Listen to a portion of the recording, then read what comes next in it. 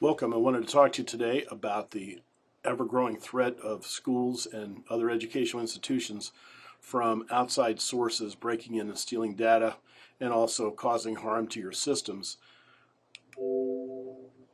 Many people haven't really thought about what the size of a loss would be for your school district. And I've got a really nice tool here if you would like to go out, and I've put the web address below. And it's a tool from Symantec, who's one of the leading antivirus systems. And I took an average school system. Somebody would have between 1,000 and 5,000 records and has pretty decent controls in place just to see what kind of loss potentially you could suffer. And as you can see, it's a $500,000 loss. It's also about $190 per record, but the thing that's most alarming to me is there's almost a 10% chance in the next 12 months you're going to suffer from a data breach. Those numbers are larger than any other significant loss type that you could have for your school: fire, vandalism, etc. So currently, and most school insurance plans renew on July 1st, you're looking at coverages for fire, theft, liability. What kind of coverages do you have in place for a data breach or cyber liability? You might be alarmed to find that most of the major policies do not have any coverage at all for virus, data breach, loss of identity, crime, etc. that has to do with hacks that come in over the net or just stealing of data. The other thing that's happening is many agents are not really comfortable in this area. Quite frankly, a lot of agents don't even have this coverage for themselves. And when you think about it, all of your bus drivers' information is private data that they have that could be breached as well. But it's time for you to maybe look at your opportunities and see if this is something that you want to add to your current plan. There's different types of losses that you can suffer. Most common one that you'll be discussing is third-party losses. And that's people stealing, breaking in and stealing data, stealing employees' social security numbers, students' information, health information that you might have on record. There's a lot of different ways this data can be taken from you through a hack, and those are happening every second of every day. And then those hacks come from outside countries, outside criminals, but also some of those students that aren't paying attention in chemistry class are trying to figure out how to hack in your computers when they get home at night. And then just common errors, people sending data, people leaving zip drives at places, losing zip drives.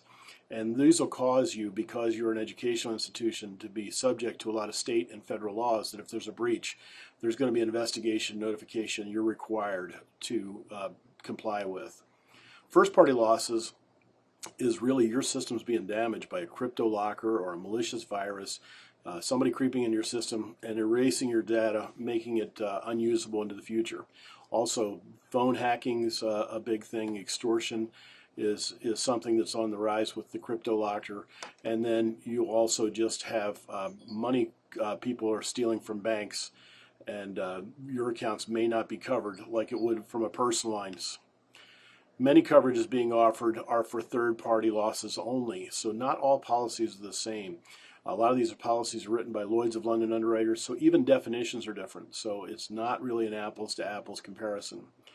An important coverage to look for is prior acts coverage versus if you decide that you want to buy data breach coverage. Many of the policies, if you elect to buy the coverage on July 1st, will only start to affect coverage on July 1st. There are some policies, and really I think they're competitively priced, that will also provide you coverage for things that happened to you in the past that you're unaware of. Look for the different losses. Do you have a $1 million limit, but is it shared over a bunch of different coverages, or is there an aggregate for the different coverages in the policy? And then also look at your retentions. A lot of the things that are being offered on the market now, especially for schools, have a $10,000 retention, and that is a pretty significant hit that a school might have to take. So take a look at your pricing and retentions. You can get things for anywhere from a $1,000 retention upwards to a $25,000 retention.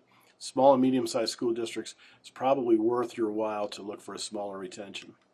I'd like to invite you also to check our website, www.divinsurance.com/cyber liability. We've really invested a lot of time and research to educate with content that maybe will make you more well acquainted with these exposures and risk management solutions. We'd love to be able to offer you a second opinion, and if your agent's uncomfortable with that first opinion, we really need very limited data like number of student records you have and number of employee records. Thank you, and look forward to helping you.